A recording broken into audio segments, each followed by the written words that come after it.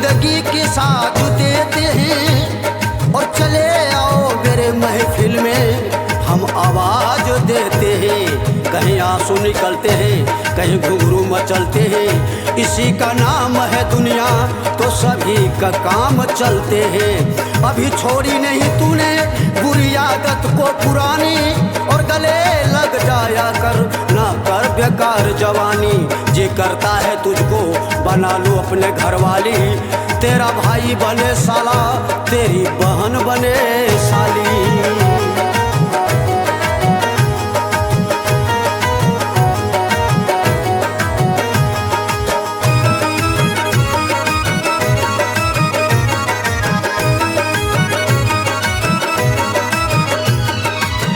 तन की गोरी मन की काली कैसे बना लूं इन्हें घर वाली, कहता है तुझसे ये साजन जानम कहूँ या तो नागन, जानम कहूँ या तो नागन।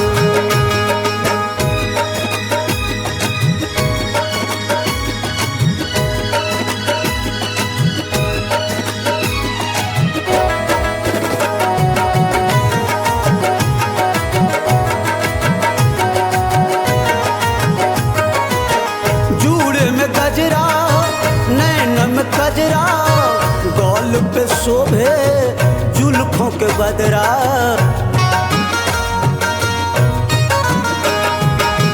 जूड़े में गजरा नैन में कजरा गौल पे शोभे जुल्फों के बदरा, गाल पे शोभे जुल्फों के बदरा।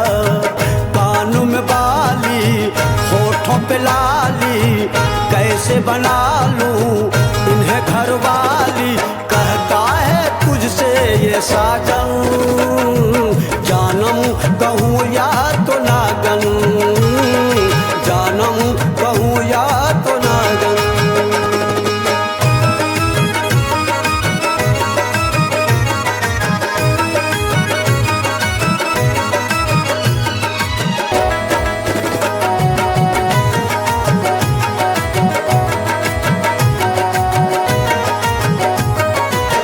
रात की रानी दिल भर जानी आइटम बम है तेरी जवानी,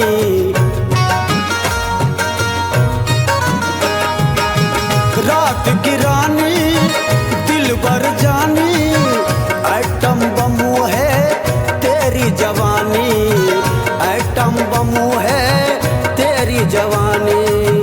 16 साल की उम्र तो पाली कैसे बना लूं इन्हें घर वाली, कहता है तुझसे ये साजन जानम कहूँ या तो नागन, जानम कहूँ या तो नागन।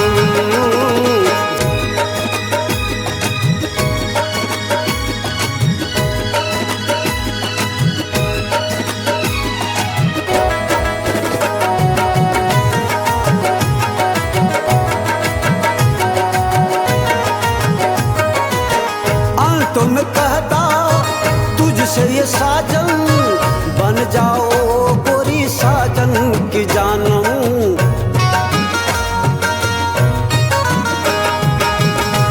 तुम कहता तुझसे ये साजन बन जाओ गोरी साजन की